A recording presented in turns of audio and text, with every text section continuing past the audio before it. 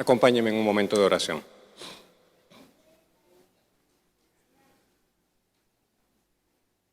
Admirados, Señor, contentos, Señor, de ver de cerca, Señor, sus obras maravillosas, la grandeza de su misericordia, de su amor, de su poder, de sus bondades. Que su palabra, Señor, se sigue cumpliendo, Señor, en nuestras vidas, en nuestros cercanos. Le damos a usted, Señor, toda gloria, toda alabanza, todo reconocimiento, Señor. Alabado sea su nombre, hoy y siempre. Suya, Señor, es la salvación. Suyo es el tener misericordia, suya es la compasión, suyo es el poder, suya es la salud, suya es la vida, Señor. Le damos alabanza en esta mañana. Le damos gracias por poder ser testigos, Señor, de lo que usted hace, a veces de forma silenciosa. Pero allí está, Señor, a la vista de todo el que quiera ver, Señor, de todo el que quiera escuchar. Sus obras son conocidas de todos, dice su palabra, Señor. Allí están, Señor, delante de todos. Le damos gracias por ello y le alabamos en esta mañana. Y ahora cuando nos disponemos para el mensaje, Señor, de su palabra, la enseñanza, pedimos, Señor, que su Santo Espíritu nos enseñe, nos ayude, realice la obra y labor que usted quiere que sea realizada en nuestras vidas en esta mañana. Que el mensaje, Señor, que traes hoy a nuestros oídos y pensamientos, a nuestras vidas, sea útil, Señor, en sus manos, sea usado por su Espíritu Santo para diagnosticarnos a nosotros, para examinarnos a nosotros, para pasar nuestras vidas, Señor, por su lámpara, por su luz escudriñadora, que todo lo ve, que todo lo conoce. Y también entonces, Señor, usted nos dé un tratamiento a nosotros para seguir. Se lo pedimos en esta mañana en el nombre de nuestro Señor Jesucristo. Amén.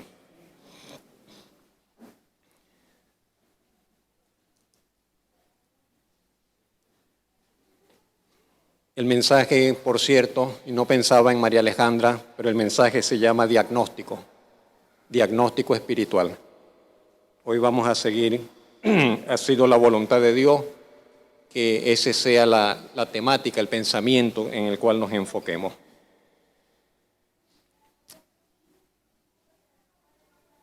Lo importante de un diagnóstico es que sea preciso, que en verdad revele la condición. Si el diagnóstico está equivocado, todo estará equivocado. Pero si el diagnóstico es certero, entonces hay esperanza. ¿Ves? Porque se pueden tomar las medidas necesarias. Pero es importante que el diagnóstico sea acertado. ¿Y sabe quién tiene siempre un diagnóstico perfecto? El Señor. Siempre, siempre, siempre, jamás se equivoca. Su diagnóstico da en el clavo, da en el centro, da en el punto. El salmista había dicho, no lo tenemos allí en la presentación, pero en el Salmo 139 el salmista expresó, oh Señor, tú me has examinado y conocido. Tú has conocido mi sentarme y mi levantarme. Has entendido desde lejos todos mis pensamientos. Has escudriñado mi andar y mi reposo, y todos mis caminos te son conocidos. Aún no está la palabra en mi lengua, y he aquí, oh Señor, tú la conoces toda. Por detrás y por delante me rodeaste, y sobre mí pusiste tu mano. Tal conocimiento es demasiado maravilloso para mí, no lo puedo comprender. Y lo mejor que nos puede pasar, que podemos hacer, es nosotros decirle: Señor, aquí estoy, examíname. Vengo para que me examines, que me pases por tu instrumento, tu escáner, pases tu escáner espiritual sobre mi vida. Es lo mejor que nos puede pasar. ¿Sabe? Dios es sabio, lo entendemos. Dios es todopoderoso, Dios es soberano, lo entendemos. Pero en esa sabiduría de Dios, en esa omnipotencia de Dios, el Señor permite que lleguen situaciones a nuestra vida que son incómodas. Que el Señor permite que lleguen situaciones que nos resultan difíciles de manejar, de solucionar, de sobrellevar, difíciles de aguantar, y el Señor las permite.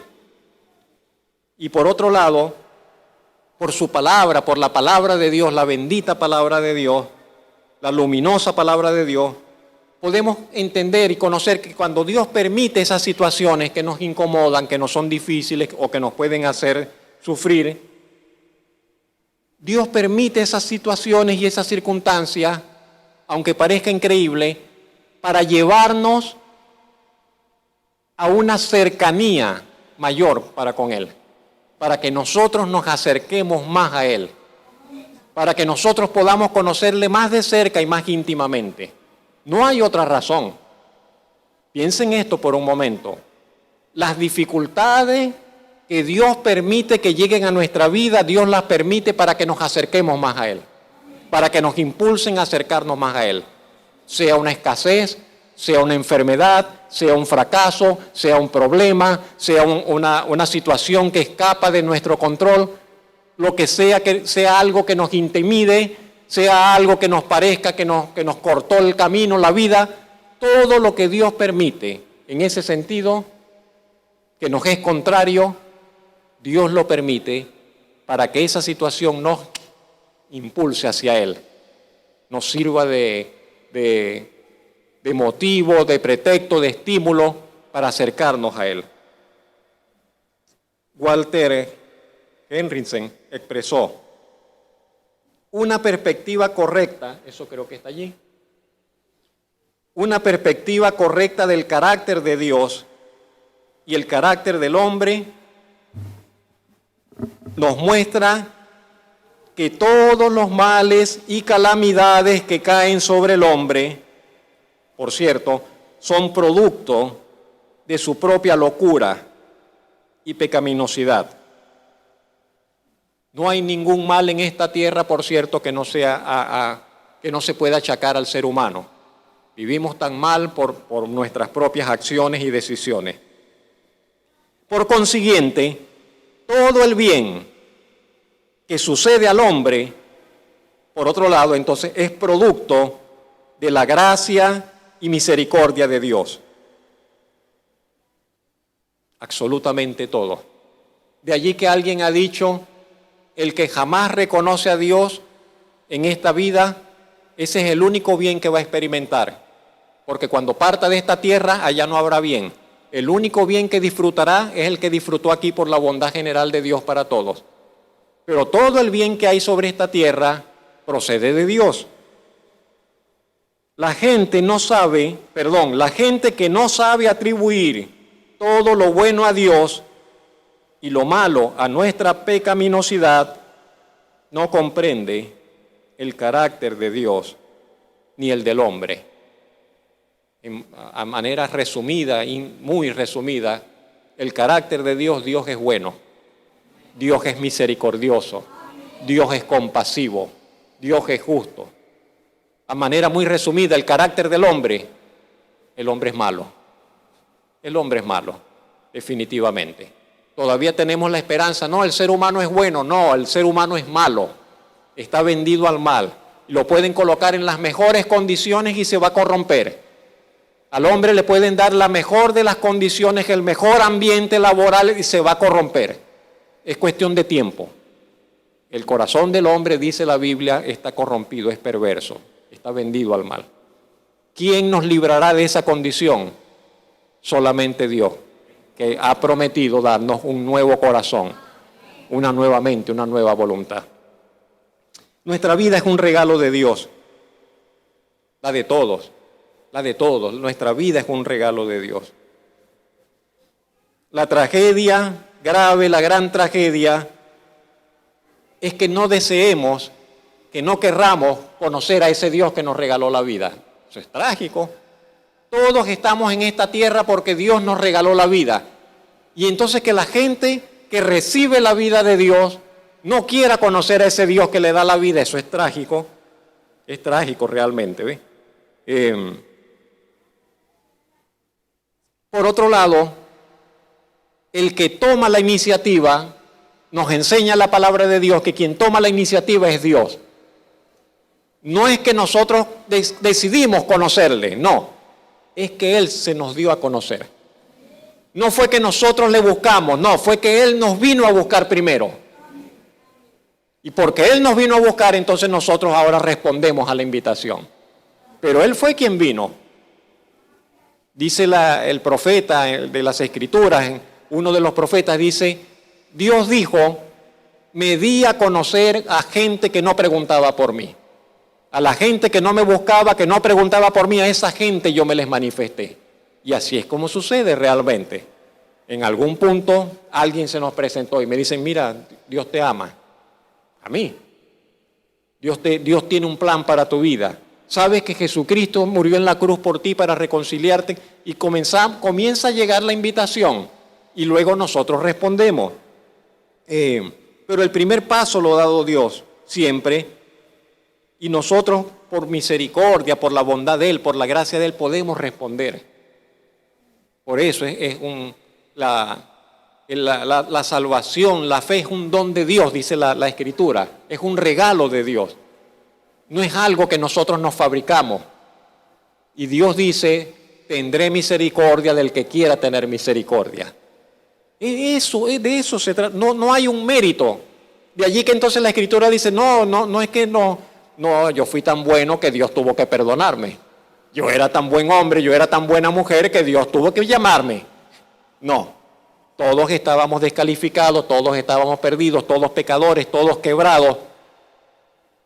Todos sin querer conocer a Dios y sin merecer conocer a Dios, pero Dios tuvo misericordia y nos escogió por gracia, inmerecidamente. Bendito su nombre por siempre. Él es el que ha dado el primer paso, le decía. Por ejemplo, Hechos 17:24 dice, el Dios que hizo el mundo y todas las cosas que en él hay, siendo Señor del cielo y de la tierra, Él es quien da a todos vida y aliento y todas las cosas. Cuando dice todas las cosas, desde el pan, sea dulce o salado, desde el agua, esté transparente o esté en otra condición, todas las cosas. Él es el que da todas las cosas. Y dice, y de una sangre ha hecho el linaje, todo el linaje de los hombres, de la humanidad.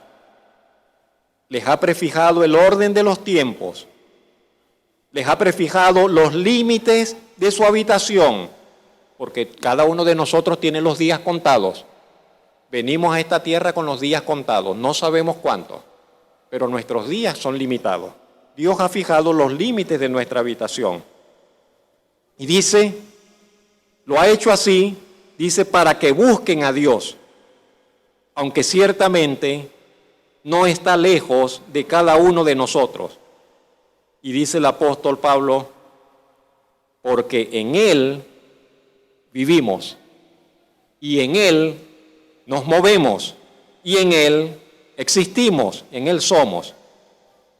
Si nosotros pudiésemos ver y saber que nos movemos en Dios, que vivimos en Dios, que existimos en Dios, que aunque no pensemos en Él, estamos en Él, que Él está presente en todo lugar, que si podemos abrir nuestros ojos y pestañear es porque allí está también el acto de Dios, la soberanía de Dios, la bondad de Dios. Pero somos invisibles a esa realidad, invisibles, quiero decir inconscientes. Nos cuesta mucho visualizar la vida de esa manera, nos cuesta mucho vernos en esa condición. Y ahí entra la fe, porque Dios ciertamente es invisible. Me gusta mucho ese texto de la Biblia que dice Dios es invisible. Ninguno de los hombres lo ha visto, jamás, ni lo puede ver. Y Él mismo dijo, no me va a ver hombre alguno y va a vivir. En esta tierra nadie le va a ver. Nosotros no somos, los creyentes no somos los que creemos en imaginaciones, en cuenticos de apariciones, no creemos en nada de eso. No creemos en nada de eso. Dios es invisible, nadie le ha visto y nadie le verá jamás. Cuando partamos de esta tierra, así dice la Biblia, todos le verán, todo ojo le verá, todos se presentarán delante de Él y todos tendrán que reconocer su majestad y su grandeza y su señorío y su dignidad. Pero aquí en esta tierra nadie le verá. Él ha decidido darse a conocer por medio del testimonio, de la historia, de las Escrituras, del Señor Jesucristo, de la palabra del Señor Jesucristo, por fe. Por fe. Y aunque no le veamos, entendemos, porque la fe no es ilógica, por otro lado, y la fe no está en el aire, la fe tiene un sustento. Dios se ha manifestado en la historia. Dios se ha manifestado en la vida de la humanidad. Y usted quiere, si usted puede, si usted tiene la intención, agarre camino.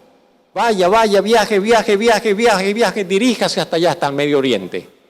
Y llega allá y va a encontrar todas las localidades que dice la Biblia donde anduvo el Señor Jesucristo.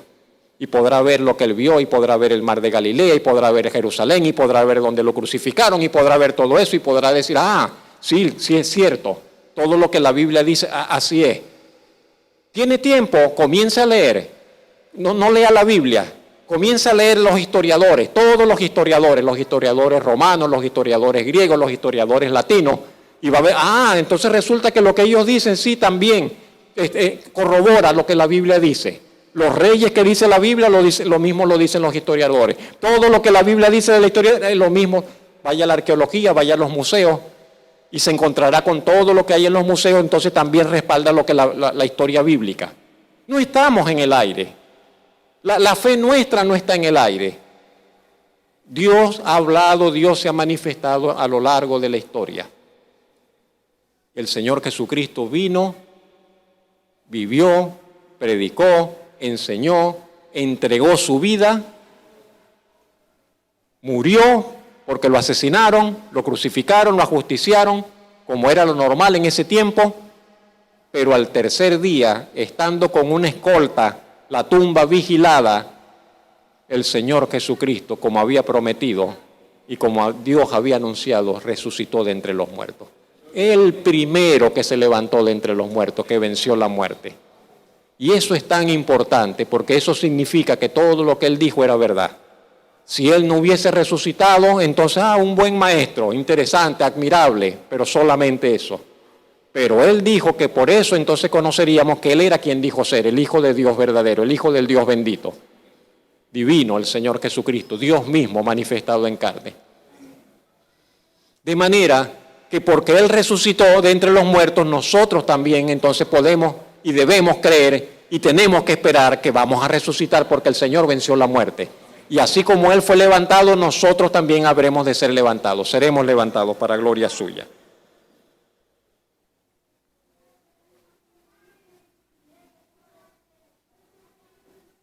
Pero le decía que es difícil para nosotros mantenernos allí, enfocar nuestra vida allí.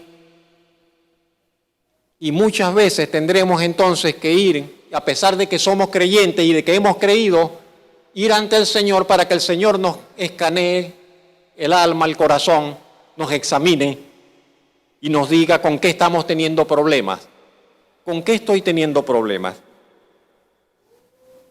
Y vamos a ver unos 5 o 6 elementos brevemente del diagnóstico de Dios. Ese es el primero. ¿De qué se trata? Exactamente. Hermana, que le hicieron un electro. El corazón. Lo primero que el Señor nos va a querer examinar es el corazón. Lo primerito. No va a comenzar por otro lado. Como dice, creo que es Proverbios 4:23, creo que es esa la cita. Dice, sobre toda cosa cuidar, tienes que cuidar tu corazón, porque de él mana la vida. Y lo primero que Dios se va a entender con sus hijos, con una persona, es su corazón. Voy a ver cómo está tu corazón, es lo primero. No querrá ver otra cosa el Señor, sino cómo está nuestro corazón. Y nuestro gran problema está en no creer que vivimos alejados de Dios. ¿Sabe que eso es un problema? Pensamos, no, yo estoy cerca de Dios, pero entonces cuando Dios examina el corazón, dice, no, pero es que en el corazón Dios está lejos. En el corazón Dios está lejos. Y ese es el problema mayor. Sobre esta tierra hay dos tipos de personas, de seres humanos. Los que reconocen a Dios y su autoridad sobre sus vidas y los que no aceptan la autoridad de Dios sobre sus vidas. Los que reconocen la autoridad de Dios van a la palabra de Dios y tratan de ajustar su vida a la palabra de Dios. Los que no reconocen la autoridad de Dios viven su vida como ellos quieran, como mejor les parezca, pero no la van a sujetar a la palabra de Dios.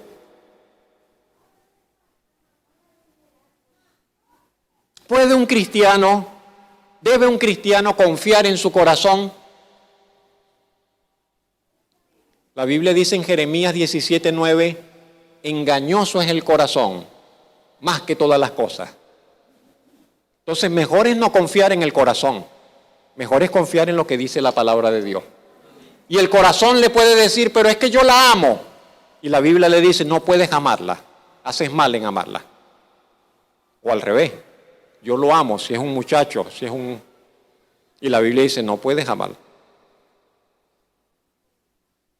Y no sé qué tantos ejemplos colocar, pero nosotros, sobre todo en esta época moderna, somos tan dados a querer hacer las cosas lo que nos da. ¿Cuál es la expresión que se usa? Pero dice, me da eso, que nos pone a latir el corazón, eso es lo que debo hacer. Lo que encuentra eco en mi corazón, lo que encuentro allí, que simpatía en el corazón, y dice la Biblia, cuidado. El corazón es engañoso. No debemos guiarnos por el corazón, por lo que el corazón nos dice, por lo que el corazón... a veces el corazón hay que agarrar y ponerle un lazo y traerlo así y tenerlo sujetado y no darle el gusto. No sé si me explico. ¿Sabe? Porque con el asunto del corazón puede suceder que nos sentimos muy bien y estamos muy mal. Puede suceder como cuando va al médico y dice, no, doctor, pero es que yo me siento de maravilla. El doctor dice, no, pero tienes aquí un problema. Tienes un problema en el corazón. Pero yo me siento bien, yo hago esto, yo hago aquello. Y nos puede pasar así espiritualmente, nos pasa a menudo así. Nos sentimos bien o podemos sentirnos bien y nuestro corazón está mal para con Dios. ¿Qué dice Lucas que hacía el Señor Jesucristo? ¿Para qué vino el Señor Jesucristo? Entre otras cosas, cuando el Señor Jesucristo nació, esto fue lo que dijeron. He aquí, el Señor Jesucristo, está puesto para caída y para levantamiento de muchos en Israel. Fíjese la contradicción. Para que muchos caigan y para que otros muchos se levanten. El Señor Jesucristo era un niño, lo fueron a presentar en el templo y alguien salió con una palabra de Dios y dijo, este viene para caída de muchos y para levantamiento de otros muchos, para hacer una señal que será contradicha. Unos dirán sí, otros dirán no, unos dirán estoy de acuerdo, otros dirán no estoy de acuerdo. Unos lo amarán, otros lo odiarán. Unos querrán estar con él Otros le harán la guerra, no querrán saber nada de él, ni de sus palabras. Una señal que será contradicha, para que sean revelados los pensamientos de muchos corazones. Para eso aparece el Señor Jesucristo, para revelar, para sacar a la luz lo que hay en el corazón. Para eso apareció el Señor Jesucristo, para manifestar lo que hay en el corazón, en nuestros corazones. Así fue desde el principio cuando el Señor se manifestó ante la nación de Israel, pero así continúa siendo hoy día. Así continúa siendo hoy día. La vida, el mensaje, las palabras del Señor Jesucristo continúan siendo contradichos y los corazones de los hombres siguen siendo desnudados, unos para arrepentimiento y reconciliación para con Dios y otros para confirmación de su justa condenación. ¿Y tú que me escuchas? ¿Tú que me escuchas? ¿Qué has descubierto? ¿Qué has aprendido sobre la naturaleza y realidad de tu propio corazón? ¿Qué has aprendido sobre la naturaleza de tu propio corazón? ¿Qué te ha revelado y mostrado el Señor Jesucristo sobre tu propia condición de maldad y culpabilidad ante Dios?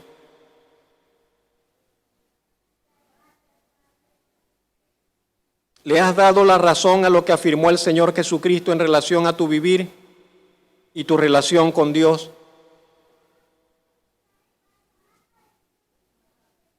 Si la Biblia dice que mi corazón es malo, yo tengo que llegar a descubrir por qué mi corazón es malo.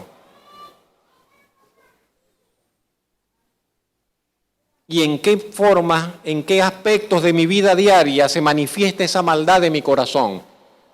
Que tengo que frenar, que tengo que cuidar, que tengo que hacerle la guerra, que tengo que confesar delante del Señor y decir, Señor, ayúdame con esto, estoy tropezando con esto.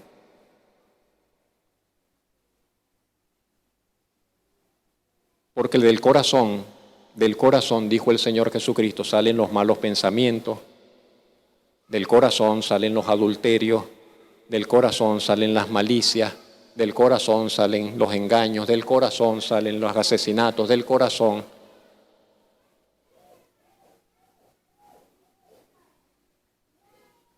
Yo no quiero ser una persona de mal corazón. Entonces oro, Señor, ayúdame y renuévame y ayúdame a vivir con un nuevo corazón y a no dar lugar a ello. Pero tendremos que llegar, Señor, examina mi corazón.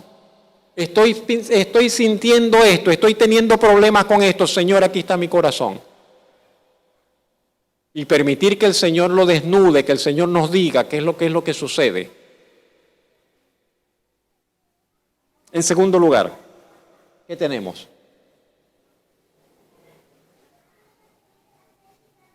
Vamos al diagnóstico. Y la pregunta es, ¿dónde está Dios en tu escala de valores? ¿Qué lugar ocupa el Señor en tu vida? ¿De primero, de segundo, todavía no? ¿Qué lugar ocupa el Señor en tu vida? Primero, segundo, tercero, cuarto, séptimo, cuando tengo tiempo. ¿Qué lugar ocupa el Señor en nuestra vida? Y podemos decir, yo puedo decir, no, el Señor ocupa el primer lugar en mi vida. Casi nunca oro, casi nunca leo la Biblia, voy a la iglesia de vez en cuando, pero el Señor está en el primer lugar. ¿Sí? ¿Qué cosa? Porque tiene que ver con esas cosas, tiene que ver con esos asuntos. ¿Cómo es que en verdad Dios tiene el primer lugar? Si no lo veo, si no lo escucho, entonces, ¿cómo es que le doy el primer lugar? ¿Con qué está relacionado el que el Señor tenga o no el primer lugar en nuestra vida? ¿Qué lugar ocupa el Señor Jesucristo en nuestra vida? ¿Sabe que este mundo está lleno de inteligentes? Asombroso. Tenemos más inteligentes que el mundo desde sus inicios. En este mundo abundan los inteligentes, los sabios, en su propia estima, los famosos, los que son aplaudidos por su experticia. Aquellos que tienen siempre una opinión sobre todo y pueden hablar sobre todo.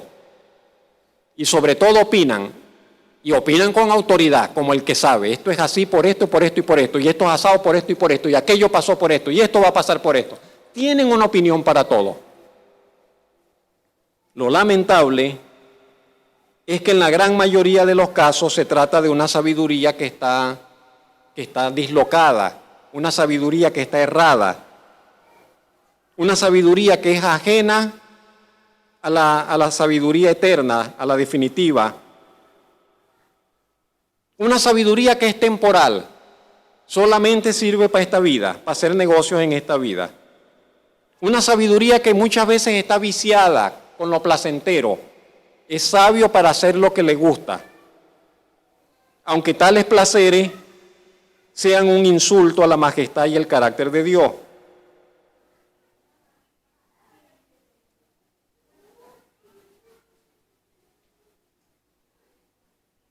A veces nosotros, sin saberlo, desechamos lo valioso. Y lo que tiene valor, no le damos valor, el valor que merece. Y en nuestras prioridades, las cosas que deberían estar de primero en nuestras prioridades, no están allí. Por ejemplo, se me ocurre en este momento, no es raro que un hombre profesional le dé a su trabajo y a su profesión un lugar antes que a su familia. Eso no es extraño. Gente que valora más su profesión y su trabajo que a su esposa y sus hijos. Y eso está equivocado, eso está errado. El trabajo jamás, la profesión jamás valdrá lo que vale la esposa y lo que vale la familia. La familia está en primer lugar y el trabajo debe servir para el bienestar de la familia. Y no al revés. Y serían capaces de sacrificar y perder el matrimonio y distanciarse de los hijos, pero estar bien en su trabajo. Está dislocada la prioridad. No entiende. Pero en tantas otras situaciones aplica lo mismo. En tantas otras situaciones y de la iglesia y de la vida cristiana aplica lo mismo. Al mismo Señor Jesucristo, su gente le dijo, no, Señor, van para allá, de último. De último. Y estaban en una construcción. Y alguien dijo, esta es la piedra que va a coronar el edificio. Y dijeron, no, esa piedra no, ¿cómo se te ocurre? Pongan esa piedra para allá, para el depósito. Y los constructores desecharon la piedra principal. Eso es lo que dice Primera de Pedro 2:4.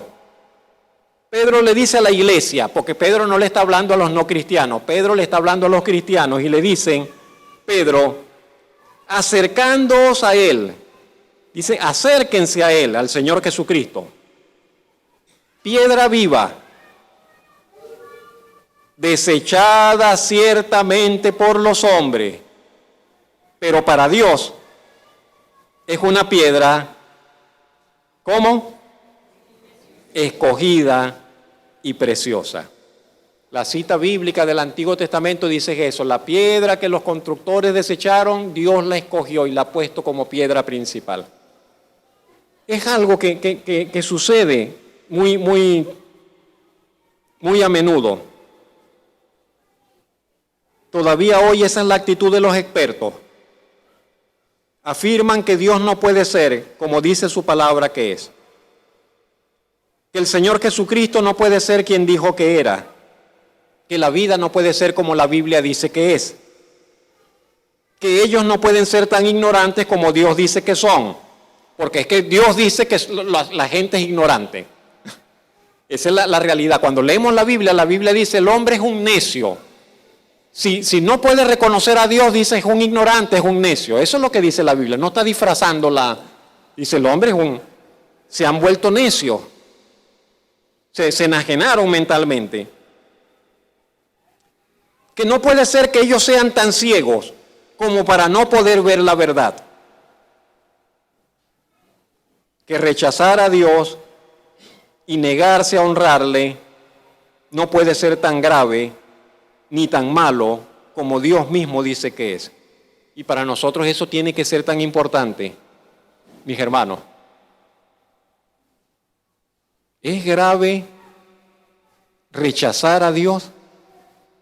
¿Es grave no honrar a Dios? ¿En verdad es grave no honrar a Dios?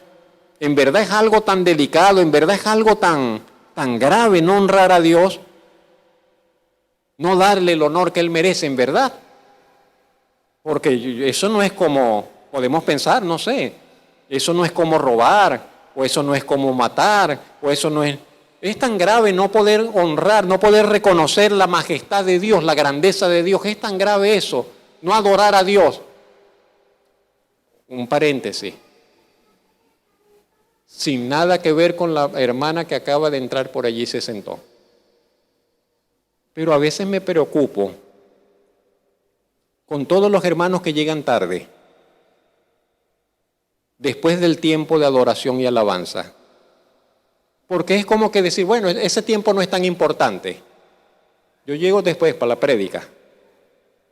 ¿No es tan importante aprender a adorar a Dios?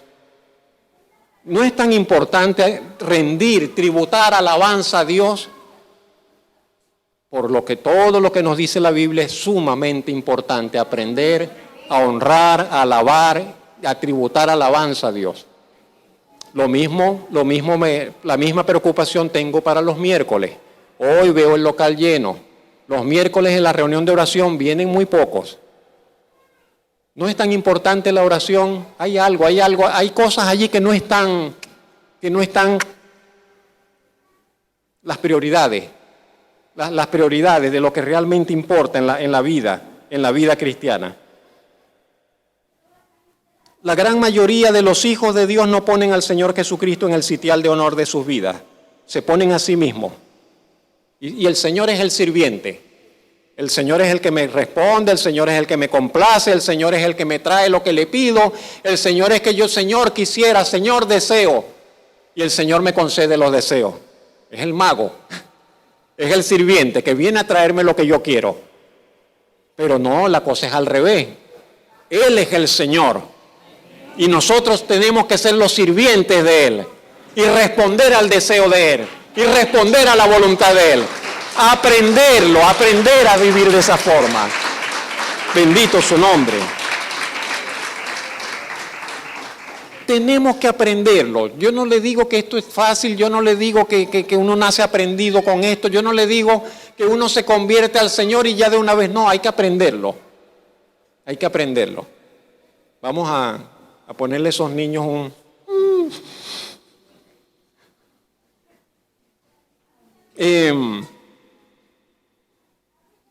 La pregunta para nosotros es, ¿dónde está el Señor Jesucristo en nuestra vida? Porque el texto dice que nos acerquemos a Él, porque Él es la piedra preciosa y escogida. ¿Dónde está? ¿En qué posición está el Señor en verdad?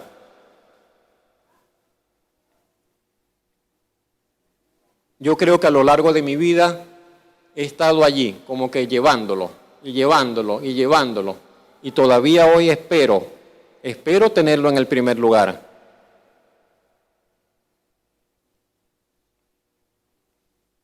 Y muchas veces tal vez la lucha es conmigo, de querer yo estar en el primer lugar. Pero el primer lugar es del Señor. ¿En verdad le estás sometiendo toda tu labor y todo tu hacer al señorío del Salvador? Tenemos que darnos cuenta. Y es bueno cuando nos damos cuenta, oye, no he estado honrando al Señor en esto. Eso es bueno.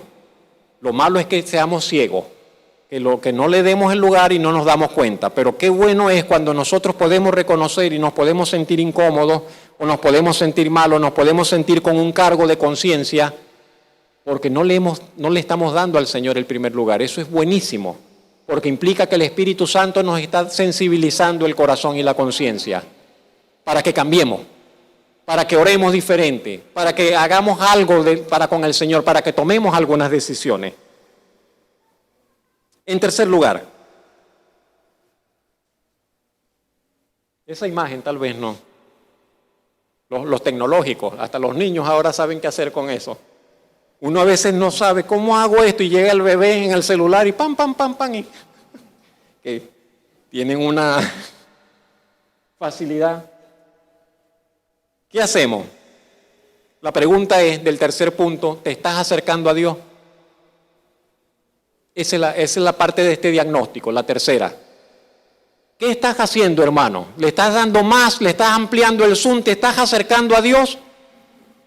¿Estás acercándote a Dios? Porque Santiago 4:7, que Santiago le escribe a la iglesia, otra vez, Santiago dice, acercaos a Dios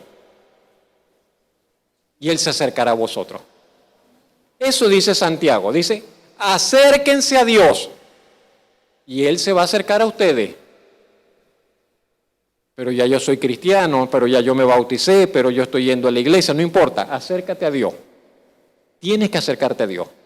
Voy a este diagnóstico y entonces la palabra de Dios me dice, tienes que acercarte más a Dios. Hoy la palabra, el mensaje te dice, tienes que acercarte más a Dios. Tienes que acercarte más a Dios. La mayoría de las veces no relacionamos este texto con nuestras vidas. Pero repito, Santiago está escribiendo a los cristianos para que reconsideren su forma de vivir la fe y se aseguren que son de Él. Ese es un mandato bíblico para nosotros.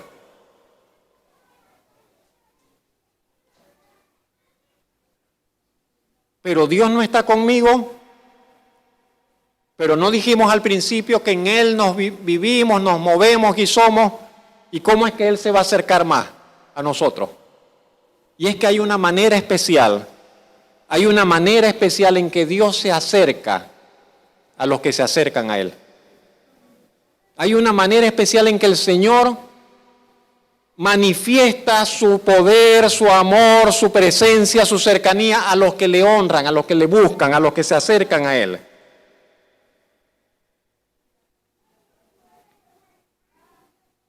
Lo escribí de esta manera. Hay una manera diferente en la que Dios está cerca de sus hijos. Y esta diferencia se produce como respuesta a la consagración de la voluntad. Nosotros tenemos que aprender a consagrar nuestra voluntad a Dios. Como respuesta a la disposición que un hijo de Dios toma al decidir vivir más cerca de Dios. Usted puede decidir vivir más cerca de Dios que lo que hasta ahora ha estado viviendo. No le estoy preguntando qué hace usted o qué no hace. Solo le puedo decir, y creo que se lo puedo decir con verdad, a cada uno de ustedes y para mí también, que cada uno de nosotros puede decidir vivir más cerca de Dios que como hasta ahora estamos viviendo. Esto es, vivir más centrados en su voluntad, vivir más fielmente a los principios y mandatos de la palabra del Señor y vivir más, escuche esto, más dependientemente de Él. Podemos vivir independientes de Él o podemos vivir haciéndonos dependientes de Él. ¿Sabe qué es lo mejor que podremos hacer, que un hijo de Dios podrá hacer? Hacerse dependiente de Dios. Que dice, no tomo una decisión sin primero consultar a Dios. No doy un paso sin primero buscar asegurarme de que Dios quiere que dé ese paso. Eso es hacerse dependiente. Decimos, vive tu vida independiente, no te hagas dependiente. Esposa, no se haga dependiente de su esposo. Hermanos, no se hagan dependientes del pastor. Fulano, no se hagan dependientes. Hijos, no se hagan dependientes de los padres, etc. Para algunos casos valdrá, no lo sé. En casi todos los que he mencionado no vale, pero bueno. Pero para con Dios es todo lo contrario.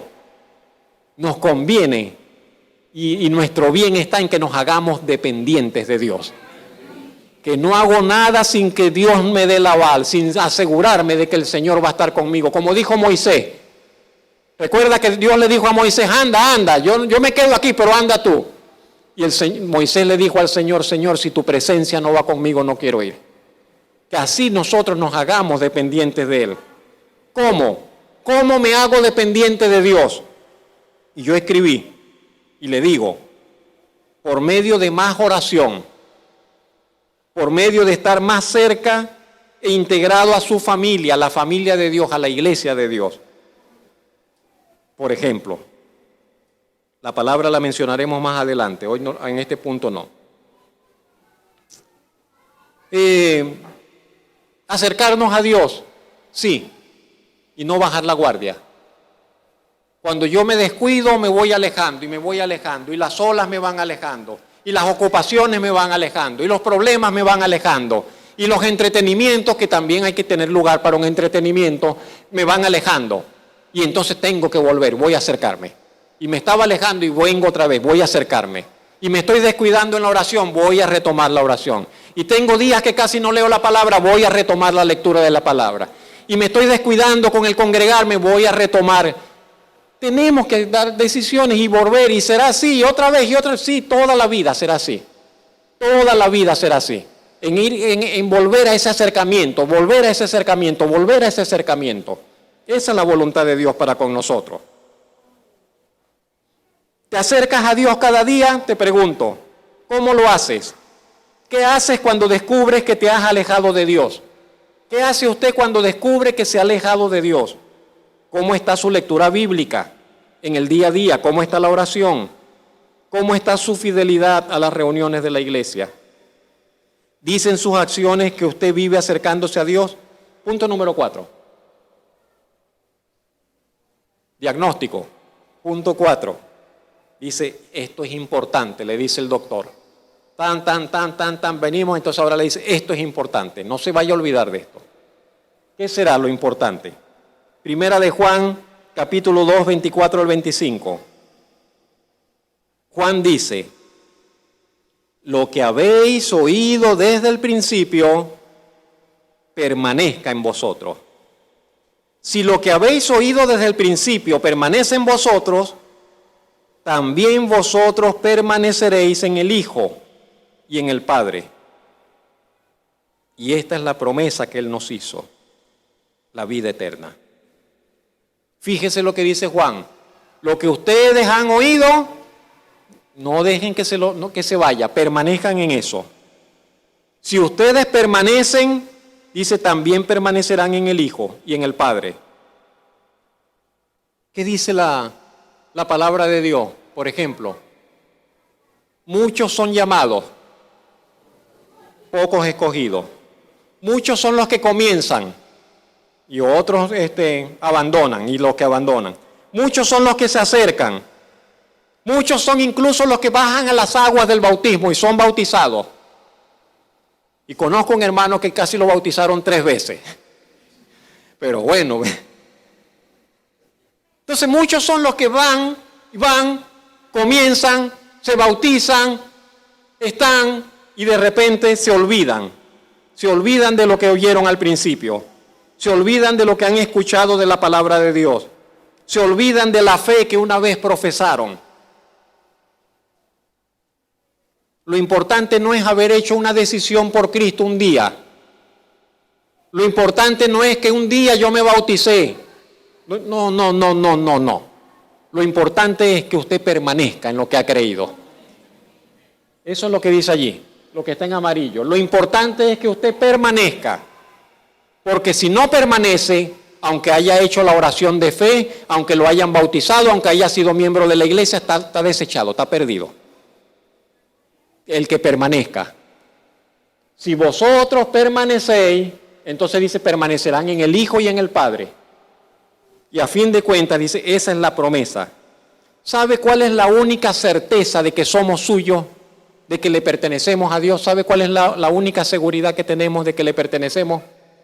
Que podemos permanecer. Mientras usted permanece, usted dice, yo soy suyo, aquí estoy. Estoy aquí. Mientras yo permanezca con el Señor, yo soy de Él. Cuando estoy alejado, ay caramba, eso es para preguntarme, ¿será que yo no era de Dios? ¿Será que no soy de Dios? Pero me he encontrado, usted se encontrará con gente que dirá que andan en el mundo, en el lodazal, en el pecado, y dirán, no, pero yo soy de Cristo. Sos de Cristo. Todas tus obras dicen que no eres de Él. Todo tu vivir dice que no eres de Cristo. Pero los que son del Señor permanecen en sus palabras. Y esa es la certeza, como dice Colosenses 1:23, Pablo dice, sin moveros de la esperanza del Evangelio. Que permaneceros firmes y sin moverse de allí de la esperanza del Evangelio. Para eso tenemos que asegurarnos que estamos reteniendo la palabra de Dios. ¿Qué es lo que hemos oído? Lo que habéis oído, ¿qué es lo que hemos oído? La palabra de Dios. Eso es lo que tenemos que asegurarnos, de que estamos reteniendo la palabra de Dios. Reteniéndola no como un recuerdo. No como un recuerdo. Yo me acuerdo una vez que yo... No. Como un recuerdo no sirve. Como un recuerdo no sirve. Tenemos reteniéndola como algo que define, que marca nuestra vida, como algo que es importante en nuestra vida. Si la palabra de Dios no es importante para nosotros en nuestro vivir diario, algo no está donde tiene que estar. No está para que sea un adorno. Hay muchas cosas en nuestras vidas que son un adorno y están allí, está bien, tiene una acción decorativa, está bien, estética. No sé, las guirnaldas, no sé, en nuestras casas, ¿qué adornos tenemos? Adornos. Pero la palabra de Dios no nos ha sido dada para que sea un adorno, para que sea algo, pero así, vital, importante, que defina todo. Un principio de vida, la palabra, que marca y defina todo nuestro vivir y nos lleve a glorificar a Dios en todo cuanto hacemos. Esa será la demostración de que estamos en Cristo, que tenemos la palabra de Dios con nosotros. Preguntas. ¿Estás reteniendo el Evangelio como te ha sido comunicado? ¿O te estás dejando robar por los engañadores de este mundo? ¿Qué esperamos recibir al final? Fíjese cómo terminaba la cita, ¿no? La anterior. ¿Qué esperamos recibir al final? ¿Qué dice ahí? Dice, y esa es la promesa. Tantas cosas, pero Juan dice, esto es lo que Dios prometió a fin de cuentas, la vida eterna. ¿Qué cree usted que nos va a dar Dios? ¿Qué ha prometido el Señor? La vida eterna. La vida eterna. Y si tenemos la vida eterna, pero es que no, ya no. Lo mejor que entrar a disfrutar de la vida eterna. Tanto, vale, sí. No hay nada que en esta tierra se compare con la vida eterna. Y esa es la promesa que Dios nos hizo, la vida eterna. ¿Qué esperamos recibir por ser hijos de Dios, por tener la fe de un hijo de Dios? ¿Qué representa la vida eterna para ti? ¿Qué representa la vida eterna para nosotros? ¿Por qué nos ponemos a temblar ante la posibilidad de la muerte? ¿Por qué nos asusta todavía la muerte si tenemos la promesa de la vida eterna? ¿O es que no creemos que la vida eterna es lo que es vida eterna? ¿Qué pasa? No sé, pero yo digo, esas son las luchas que tenemos que entrar allí, Señor, pero ¿por qué le tengo miedo a la muerte? No debería tenerle miedo a la muerte. Voy a resucitar, tengo paz para con Dios, tengo vida eterna. Entonces, ¿cuál es el problema con la muerte? No tiene aguijón la muerte. ¿Dónde está muerte? Tu aguijón no tiene. El Señor lo quebró. ¿Dónde está la victoria del cementerio? No importa que nos pongan en el cementerio, la tumba se abrirá y nos levantaremos resucitados con un cuerpo glorioso. Vida eterna. No sé, tenemos que darle, Señor, trabaja. ¿Qué significa la vida eterna? ¿Qué tiene que significar para mí la vida eterna? ¿Qué es lo que Dios nos ha prometido? ¿Es algo que pesa? ¿La vida eterna es algo que pesa en tus convicciones? ¿Es algo que pesa en la forma como tú vives?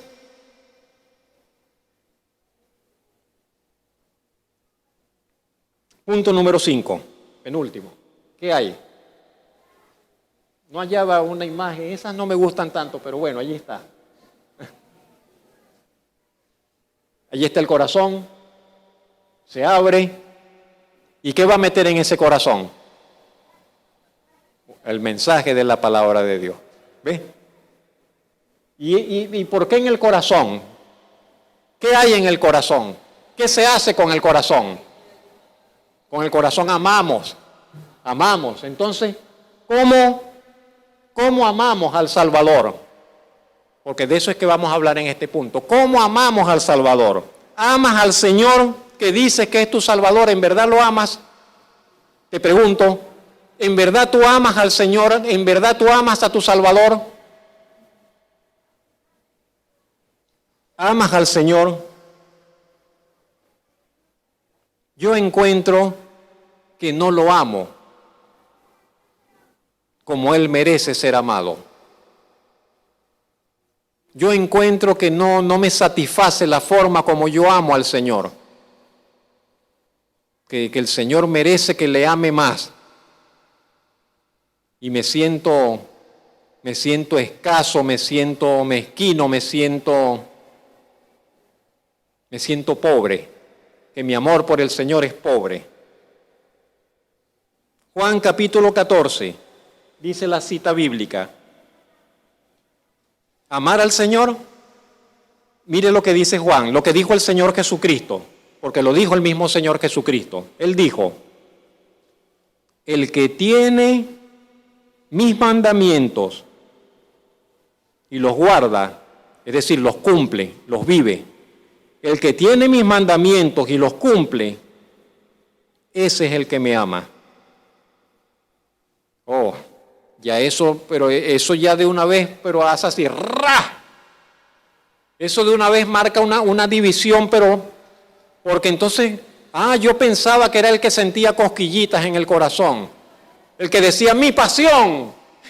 David. Después hablamos de ese canto. Mi pasión, tu pasión. ¿Dónde está la palabra de Dios y los mandatos de Dios?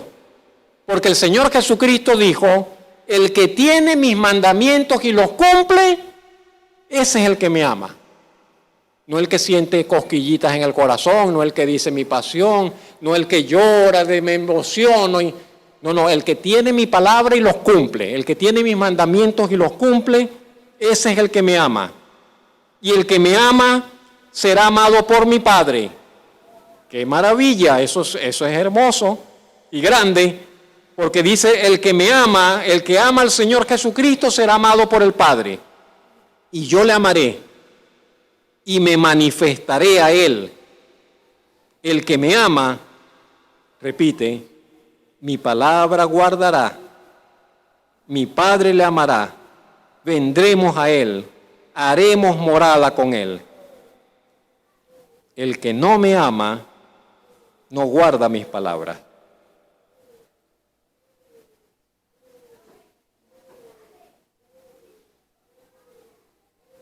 Hay algunos hermanos que tienen años en la fe y viven en una relación de concubinato. La palabra de Dios dice, usted tiene que casarse. No sé qué va a hacer, pero si a usted le importa la palabra de Dios y la voluntad de Dios, usted tiene que casarse. Busque dinero, busque a la otra persona hasta el fin del mundo y diga, tenemos que divorciarnos porque tengo que casarme. Porque ese es el mandato de Dios. Hay personas, hay creyentes que tienen tiempo en el Evangelio y no se han bautizado. Usted tiene que bautizarse, porque es un mandato del Señor. A usted le guste o no le guste, lo haya pensado o no lo haya, es un mandato del Señor. Usted tiene que bautizarse, eso no es elección suya. El que creyere y fuere bautizado será salvo. ¿Cómo está haciendo usted con eso? ¿Y qué excusa tiene usted para no bautizarse? Que no tiene tiempo, que no sé qué cosa, que no sé qué aquello. Entonces está fuera del lugar. Y así con tantas cosas. El que está de noviazgo, que está pensando en casarse, en buscar una pareja, mire, asegúrese que el mandato de la Biblia es no se vaya a unir con una persona no cristiana. No se une en un yugo desigual con un incrédulo. Ese es el mandato del Señor. El que está pensando divorciarse, mire que el mandato del Señor es que no se separe, que no abandone a su esposa, a su esposo, que se reconcilie, que aprendan a amarse. No sé de tantas cosas, cuando hablamos de la palabra de Dios, del mandato de Dios, que no deje de congregarse como algunos tienen por costumbre. Eso es un mandato del Señor. Que persevere en la oración, eso es un mandato del Señor. Que se acuerde de ayudar a los que tienen necesidad, ese es un mandato del Señor.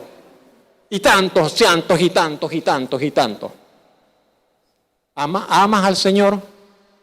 ¿Amamos al Señor? ¿Estamos cumpliendo su palabra? ¿Estamos cumpliendo sus mandamientos? Esa es la medida del amor.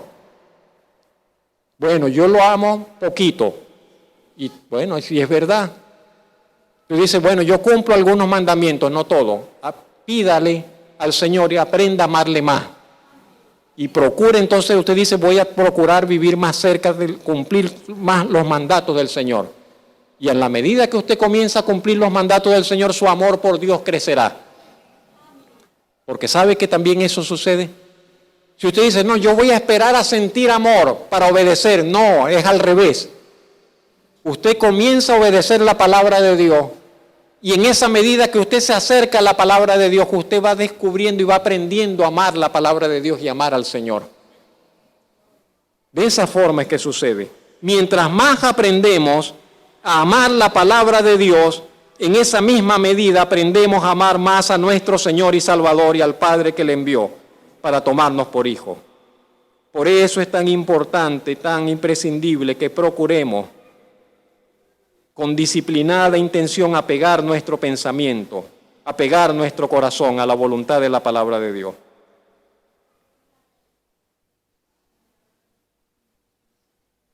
Queremos que Dios se manifieste en nuestras vidas, tenemos que tener presente su palabra en nuestra mente y corazón.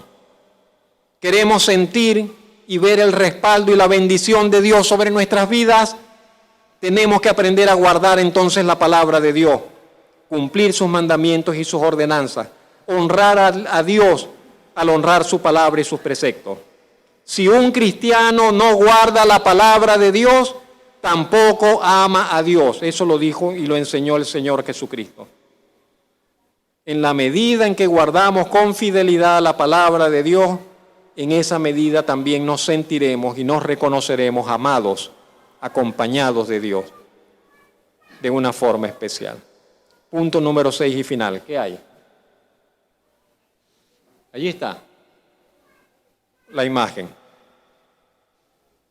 La pregunta es, el diagnóstico. Vamos a la última pregunta del diagnóstico. Entonces, la pregunta para nosotros es, ¿usted conoce el poder de la palabra de Dios? ¿Usted conoce el poder de la palabra de Dios? Esa es la pregunta. ¿Conocemos en verdad el poder de la palabra de Dios? Hebreos 4:12 dice que la palabra de Dios es viva y eficaz. Como que diga, es viva y poderosa.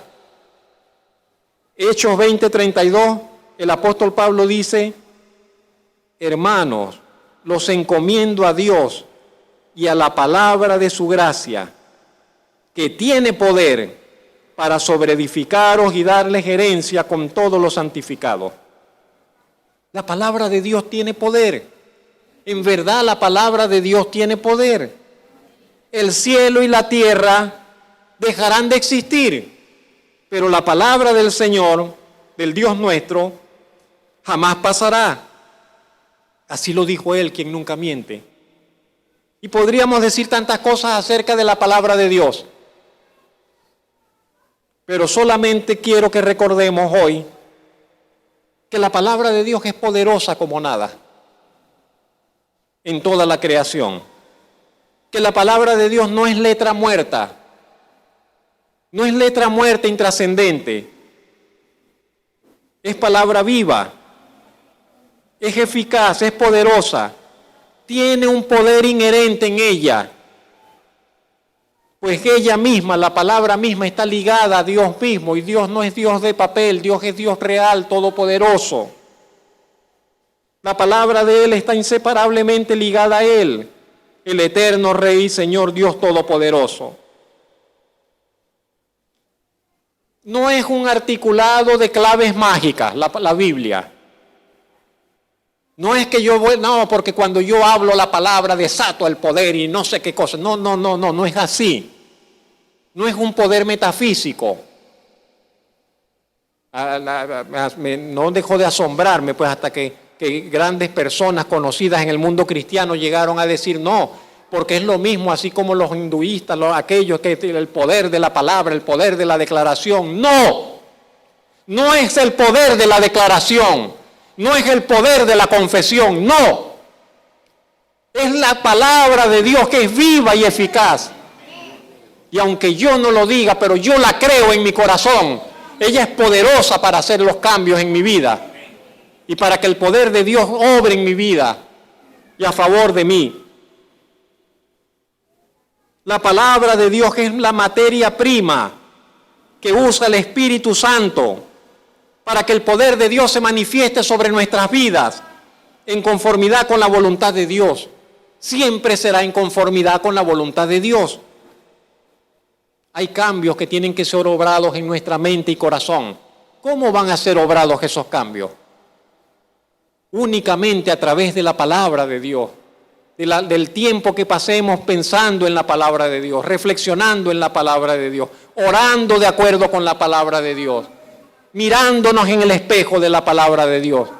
El tiempo que pasemos allí, entonces Dios obra, el Espíritu Santo obra con esa palabra y va aquí renovando nuestra mente y va limpiando nuestro pensamiento y va enderezando lo torcido y va trayendo más luz y va despertándonos a las realidades de su voluntad para con nosotros. Los cambios que han de ser obrados en nuestra mente, en nuestras almas, en nuestros corazones. Escúcheme. Los cambios que han de ser obrados en nuestras mentes, en nuestras almas y corazones únicamente pueden ser realizados sobre la base de nuestra comunión con la palabra escrita de Dios. Únicamente sobre la base de nuestra relación con la palabra de Dios serán obrados esos cambios. Por eso es que pasan tantos años y seguimos siendo los mismos. Tantos años y los hijos de Dios siguen tropezando en los mismos puntos y con los mismos pecados y con los mismos malos hábitos.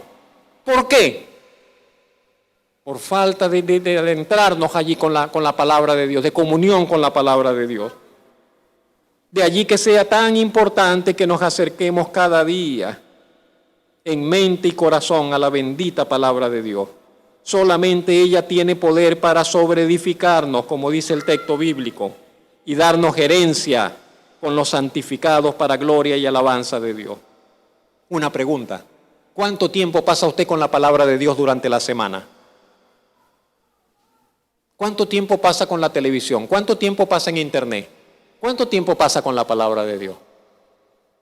Sería interesante hacer un esquema allí de horas, de tiempos y ver qué pasa allí.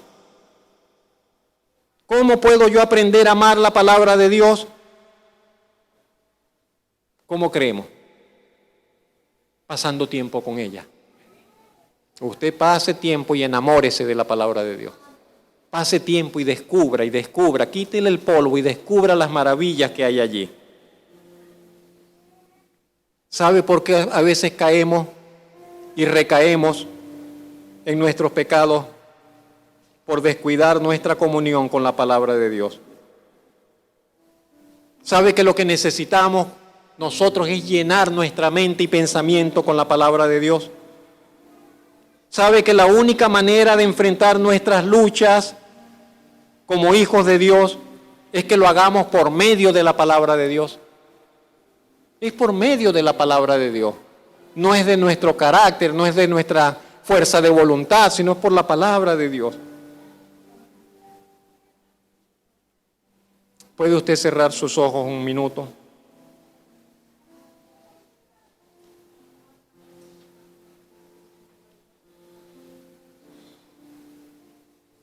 Mi invitación es a que nos dejemos examinar por Dios.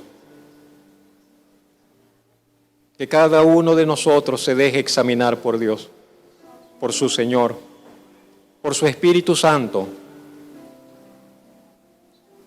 por su bendita y recta palabra.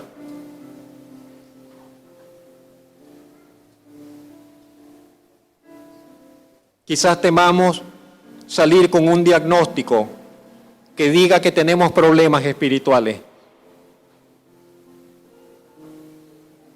Pero aunque así fuese,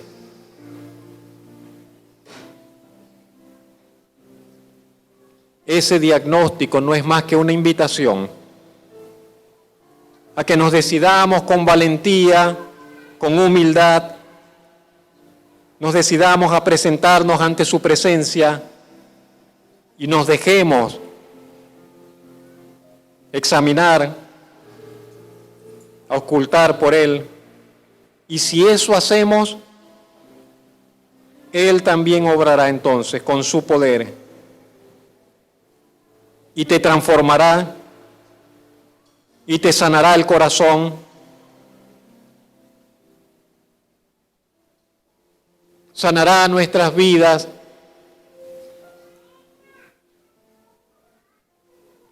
Iluminará nuestro interior, iluminará nuestro pensamiento, para que podamos vivir a la luz de su voluntad, a la luz de sus propósitos, una vida con propósito, una vida que da fruto, una vida que tiene sentido, una vida que tiene significado, una vida que tiene valor, una vida que tiene importancia sobre esta tierra, una vida en la cual damos fruto para el reino de los cielos y un fruto que no se perderá, que permanecerá para siempre, para honra del Señor y para gozo nuestro y para recompensa nuestra en la eternidad. Bendito Señor y Padre Celestial, usted que tiene los ojos que todo lo ven, usted que conoce todas las cosas, usted que conoce nuestros pensamientos más íntimos, Señor, pero usted que nos habita también, Señor, en intimidad por medio de su Santo Espíritu, delante de usted estamos, Señor. Y solamente queremos que usted nos diagnostique, Señor, que usted nos examine, que usted, bendito Dios, nos haga saber en qué áreas, Señor, necesitamos ser ayudados, ser transformados. ¿Qué áreas necesitamos atender, Señor? ¿Qué áreas de nuestro vivir, Señor, están descuidadas, Señor, o necesitan, Señor, una mayor decisión, un mayor empeño, Señor, de nuestra voluntad? Gracias por la vida que usted nos ha dado. Gracias por la salvación que nos ha extendido en Cristo Jesús. Gracias por el regalo de su palabra.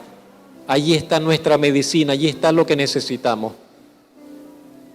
Nos presentamos, Señor, delante de usted estamos y hoy domingo queremos, Señor, poner nuestras vidas, Señor. Examínenos, habla a nuestras conciencias, Señor, solo usted lo puede hacer. Habla a nuestros corazones, produzca usted en nosotros un nuevo sentir, el querer como el hacer por su buena voluntad, Señor. Ayúdenos a cortar las amarras de los vicios, del pecado, de los malos hábitos, del descuido, de la ligereza, Señor, de la carnalidad, Señor. Ayúdenos, bendito Dios, para vivir una vida plena, llena de su Santo Espíritu, llena del conocimiento de su voluntad. En esta mañana se lo rogamos y le damos las gracias en Cristo Jesús. Amén.